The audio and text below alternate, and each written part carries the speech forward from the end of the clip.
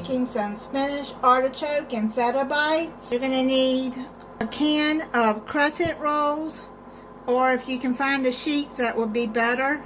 I'll roll that out on parchment paper. Roll it out on the counter. I just put it on the parchment paper, makes for easier cleanup. Pinch the perforations together.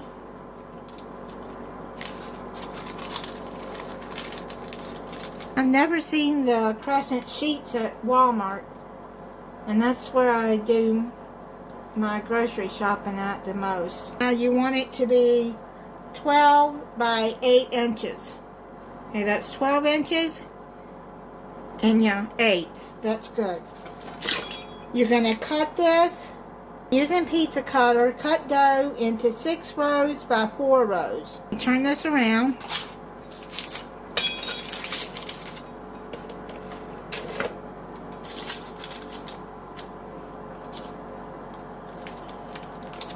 Just easier to cut it with the pizza cutter. It doesn't say what size. You want to make 24 squares, it says.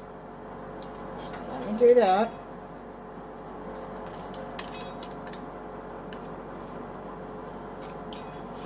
Let me see. No. So far 3 inches. Let me do that a little bit. And then I'll just pinch that together. One thing about this dough, it goes together good. So that's 6. And then you're going to go 4.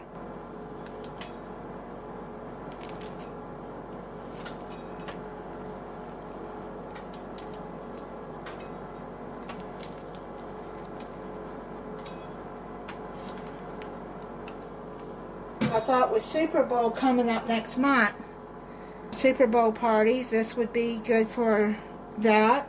If you don't have a pizza cutter, then you can use a knife. It's just that the pizza cutter is easier just with a pizza cutter. Now, put that to the side. You're going to get you some artichoke hearts. And you're going to chop up into little pieces like that. And 3/4 cup. You're going to either make cream spinach, which I have my own cream spinach recipe. I'll put at the end of this video, but I didn't feel like making it, so I just bought this creamy spinach bake by Bird's Eye, and I just heated it up. You can buy any frozen cream spinach you want, and I heated it up in the microwave and let it set out for a little bit. And a 1/4 cup crumbled feta cheese. Recipe calls for sun-dried tomatoes, but I forgot to buy it. So I chopped up aroma tomato I had, and then I'm going to use that. Let's get started. You're going to need a muffin tin. I pre-sprayed it already. You're going to take your little bites, stretch it out a little bit, so it'll come up to the sides like that.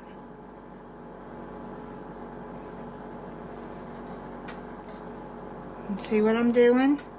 This is sort of like the apple caramel bites that I made, I think a year or 2 ago.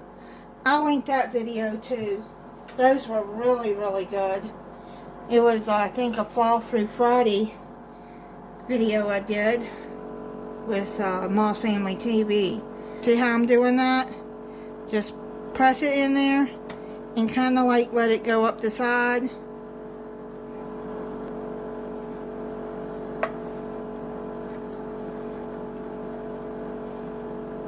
I'm going to finish doing these off camera and I'll be back. Now, you're going to put the artichoke into the spinach.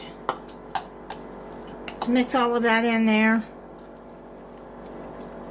Any artichoke left over, just put it in a freezer bag and freeze it until you want to use it again. Put a heaping teaspoon on top of the dough.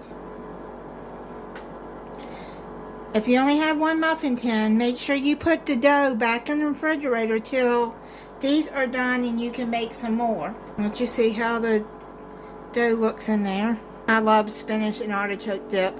Actually, I have my own dip too. I'll link that at the end too, if you want to know how to make that. See how I got that in the middle? Then you're going to take some tomatoes and put on top.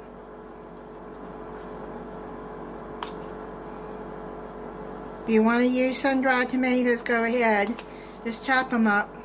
It doesn't take much. If you don't want to use tomatoes, don't use tomatoes. Now you're going to take some of the feta cheese and you're going to sprinkle that around there too.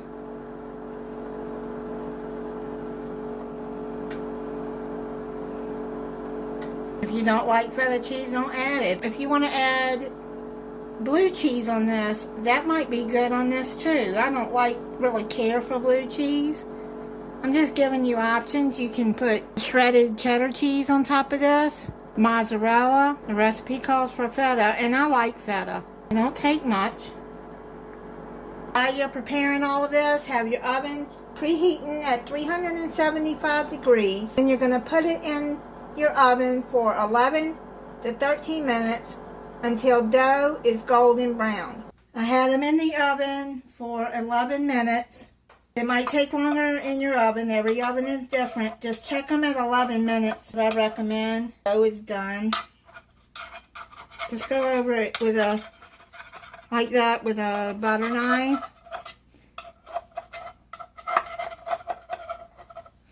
I'm going to let it set for about 3 minutes and then take them out. Yeah, it looks like these are coming out nice. Make sure you pre-spray your muffin tin. If you don't have any cooking spray, you can just rub some oil around it. I know that it looks dirty, but it's not dirty. I clean it really well. I scrub it. It's just been used a lot. These are coming up pretty good.